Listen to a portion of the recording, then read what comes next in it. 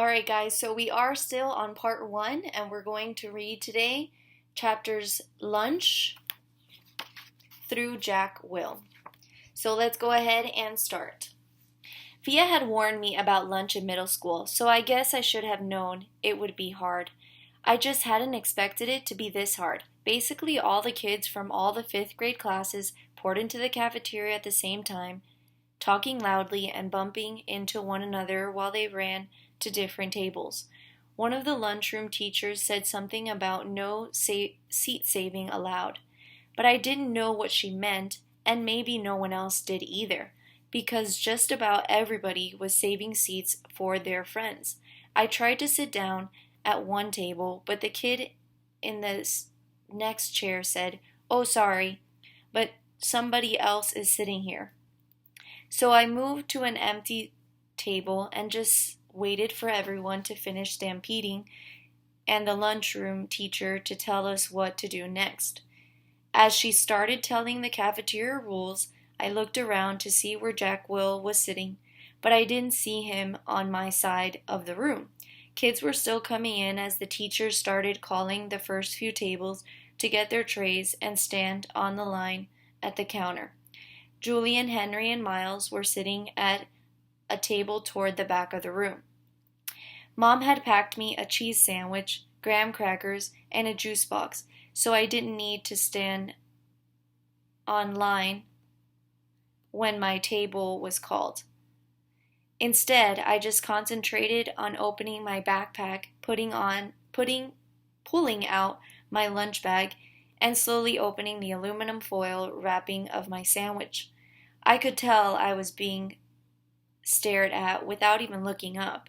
I knew that people were nudging each other, watching me out of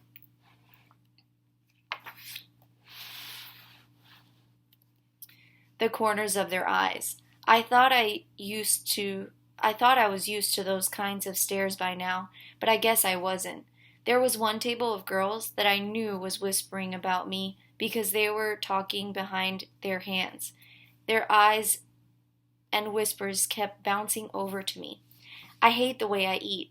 I know how weird it looks. I had a surgery to fix my cleft palate when I was a baby, and then a second cleft surgery when I was 4, but I still had a hole in the roof of my mouth, and even though I had jaw alignment surgery a few years ago, I had to chew food in the front of my mouth. I didn't even realize how this looked until I was at a birthday party once, and one of the kids told the mom of the birthday party he didn't want to sit next to me because I was too messy with all the food crumbs shooting out of my mouth. I know the kid wasn't trying to be mean, but he got in big trouble later, and his mom called my mom that night to apologize. When I got home from the party, I went to the bathroom mirror and started eating a saltine cracker to see what I looked like when I was chewing. The kid was right. I eat like a tortoise, if you've ever seen a tortoise eating. Like some prehistoric swamp thing. The summer table. Hey, is this seat taken? I looked up, and a girl I never saw before was standing across from my table with a lunch tray full of food. She had long, wavy brown hair and wore a brown t-shirt with a purple peace sign on it. No, I said. She put her lunch tray on the table, plopped her backpack on the floor, and sat down across from me. She started to eat the mac and cheese on her plate. She said after swallowing the first bite. I should have brought a sandwich like you did. Yeah, I said, nodding. My name is Summer, by the way. What's yours? August. Cool, she said. Summer. Another girl came over to the table carrying a tray. Why are you sitting here? Come back to the table. It was too crowded, Summer answered her. Come sit here. There's more room. The other girl looked confused for a second. I realized she had been one of the girls I had caught looking at me just a few minutes earlier, hand cupped over her mouth, whispering. I guess Summer had been one of the girls at that table, too. Never mind, said the girl, leaving. Summer looked at me, shrugged smile, and took another bite of her mac and cheese. Hey, Our names kind of match, she said as she chewed. I guess she could tell I did not know what she meant. Summer, August, she said, smiling, her eyes open wide as she waited for me to get it. Oh, yeah, I said after a second. We can make this the summer-only lunch table, she said. Only kids with summer names can sit here. Let's see, is there anyone here named June or July? There's Amaya, I said. Technically, May is spring, Summer answered, but if she wanted to sit here, we could make an exception, she said, it as if she'd actually thought the whole thing through. There's Julian, that's like the name Julia, which comes from July. I didn't say anything. There's a kid named Reed. In my English class, I said, yeah, I know Reed, but how is Reed a summer name? She asked. I don't know, I shrugged. I just pictured like a reed of grass being a summer thing. Yeah, okay, she nodded, pulling out her notebook. And Miss Perosa could sit here too.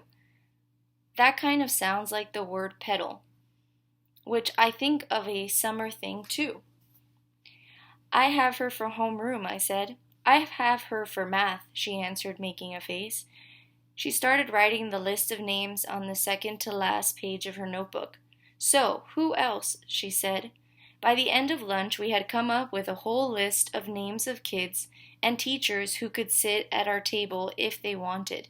Most of the names weren't actually summer names, but they were names that had some kind of connection to summer. I even found a way of making Jack Will's name work by pointing out that you could turn his name into a sentence about summer, like Jack will go to the beach, which Summer agreed worked fine. But if someone doesn't have a summer name and wants to sit with us, she said very seriously, we'll still let them if they're nice, okay? Okay, I nodded. Even if it's a winter name? Cool beans, she answered, giving me a thumbs up. Summer looked like her name. She had a tan, and her eyes were green like a leaf. 1 to 10. Mom always had this habit of asking me how things felt on a scale of 1 to 10.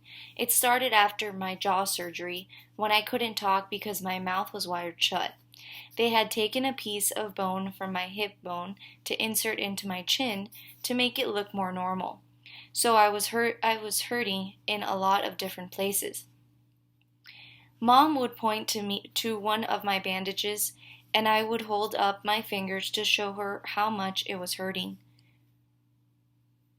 1 meant a little bit, 10 meant so much. Then she could tell the doctor when he made his rounds what needs adjusting or things like that.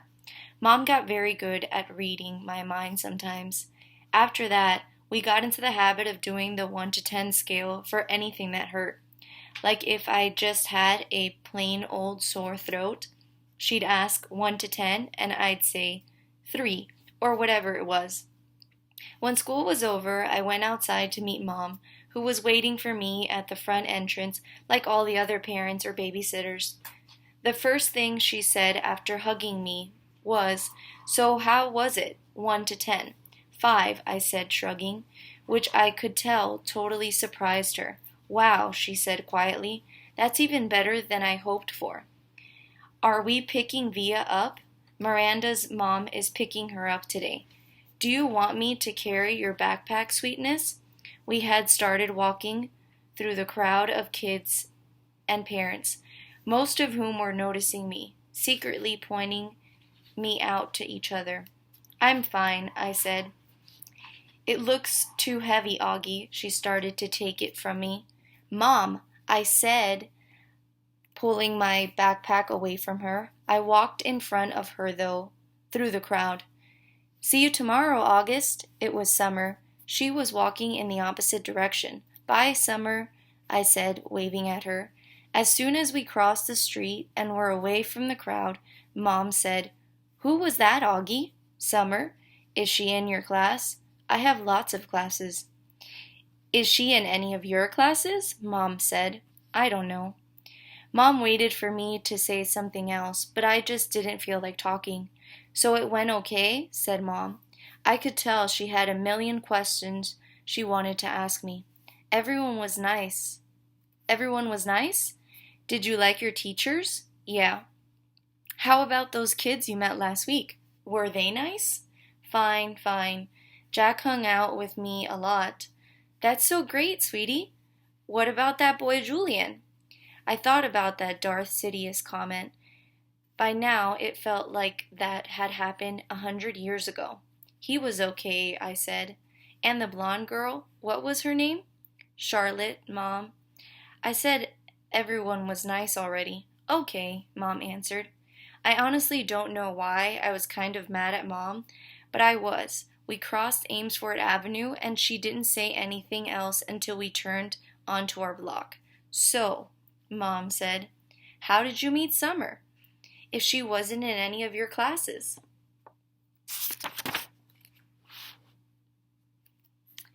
We sat together at lunch, I said. I had started kicking a rock between my feet like it was a soccer ball, chasing it back and forth across the sidewalk. She seems very nice. Yeah, she is. She's very pretty, Mom said. Yeah, I know, I answered. We're kind of like Beauty and the Beast. I didn't wait to see Mom's reaction. I just started running down the sidewalk after the rock, which I had kicked as far as I could in front of me. Padawan. That night, I cut off the little braid on the back of my head. Dad noticed first. Oh, good, he said. I never liked that thing. Via couldn't believe I had cut it off. That took you years to grow, she said, almost like she was angry. Why did you cut it off? I don't know, I answered. Did someone make fun of it? No. Did you tell Christopher you were cutting it off? We're not even friends anymore. That's not true, she said. I can't believe you would just cut it off like that, she added snortingly, and then practically slammed my bedroom door shut, and she left the room. I was snuggling with Daisy on my bed when Dad came to tuck me in later. He scooched Daisy over gently and lay down next to me on the blanket. So, Augie Doggy, he said, it was really an okay day. He got that from an old cartoon about a dachshund named Augie Doggy. By the way, he had bought it for me on eBay when I was about 4, and we watched it a lot for a while, especially in the hospital. He could call me Augie Doggy, and I would call him Dear Old Dad, like the puppy called the dachshund Dad on the show. Yeah, it was totally okay, I said, nodding. You've been so quiet all night long.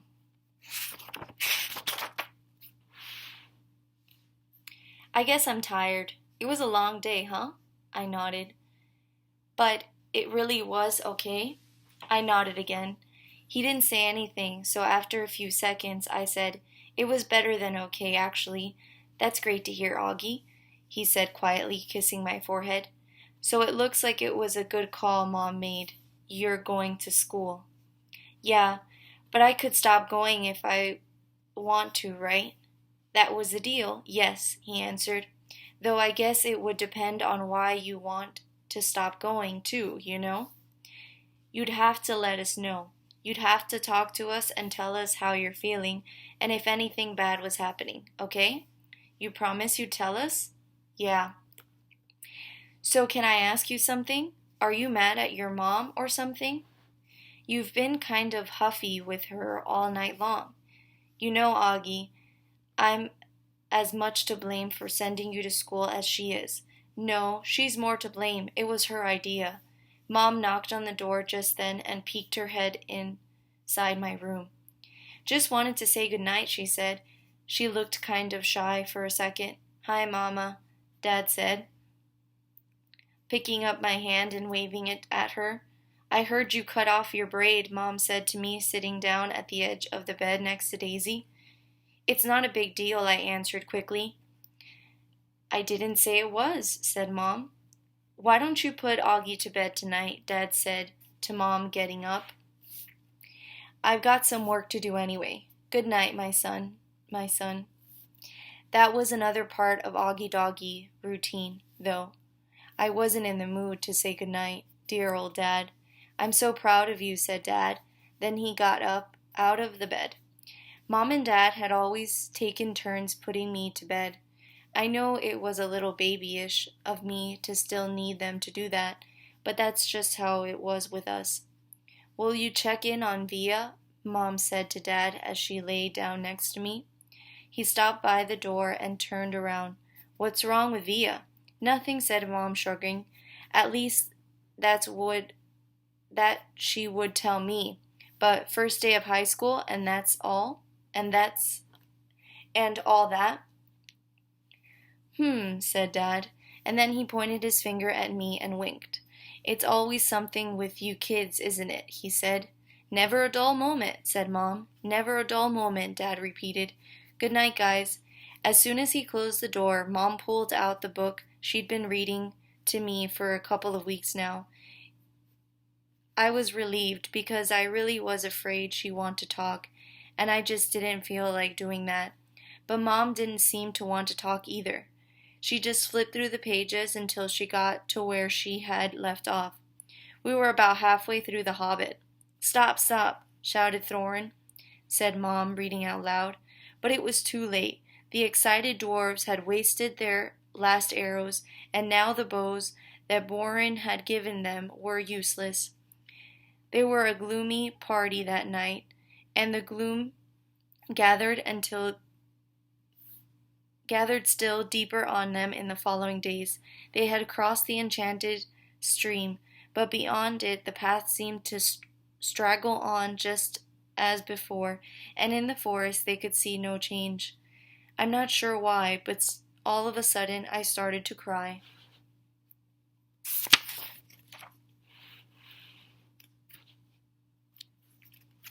Mom put the book down and wrapped her arms around me. She didn't seem surprised that I was crying. It's okay, she whispered in my ear. It'll be okay. I'm sorry, I said between sniffles. Shh, she said, wiping my tears with the back of her hand. You have nothing to be sorry about. Why do I have to be so ugly, Mommy? I whispered. No, baby, you're not. I know I am. She kissed me all over my face. She kissed my eyes that came down too far. She kissed my cheeks that looked punched in. She kissed my tortoise mouth.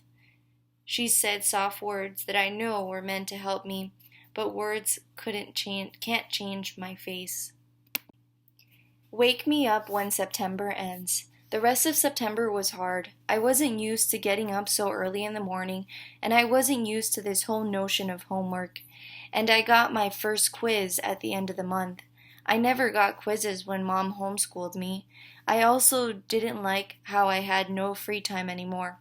Before, I was able to play whenever I want to, but now it felt like I always had stuff to do for school. And being at school was awful in the beginning. Every new class I had was like a new chance for kids to not stare at me. They would sneak peeks at me from behind their notebooks, or when they thought I wasn't looking, they would take the longest way around me to avoid bumping me in any way, like I had some germ they could catch, like my face was contagious. In the hallway, which were always crowded, my face would always surprise some unsuspecting kid who maybe hadn't heard about me. The kid would make the sound you make when you hold your breath before going underwater, a little sound.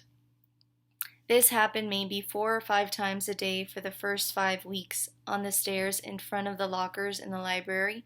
500 kids in a school, eventually every one of them was going to see my face at some time, and I knew after the first couple of days that word had gotten around about me, because every once in a while I'd catch a kid elbowing his friend as they passed me, or talking behind their hands as I walked by them.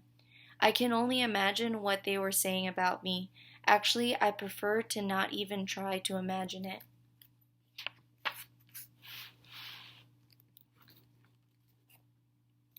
I'm not saying they were doing all of these things in a mean way, by the way. Not once did any kid laugh or make noises or do anything like that. They were just being normal, dumb kids. I know that. I kind of wanted to tell them that, like, it's okay. I know I'm weird looking. Take a look. I don't bite. Hey, the truth is, if a wood Wookie started going to the school all of a sudden, I'd be curious.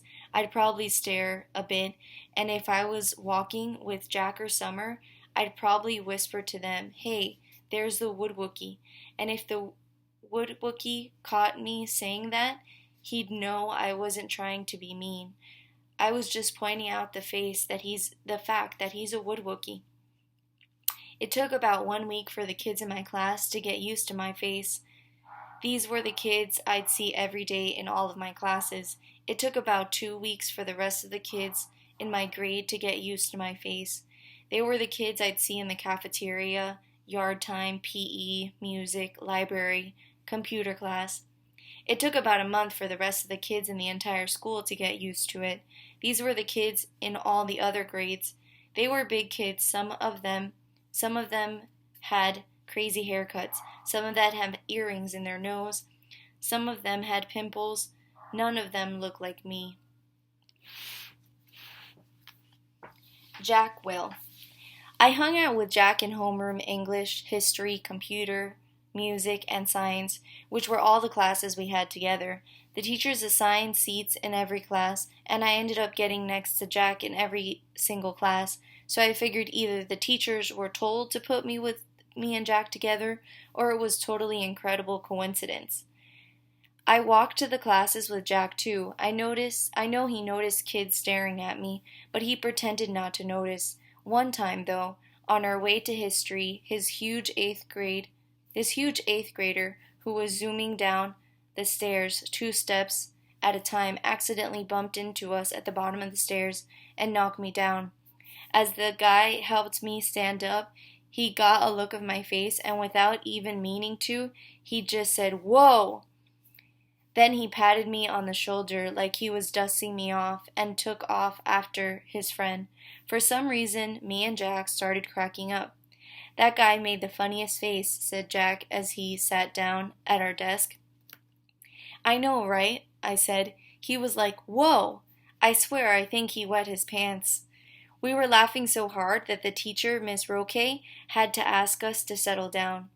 Later, after we finished reading about how ancient Sumerians built sundials, Jack whispered, "Do you ever want to beat those kids up?" I shrugged.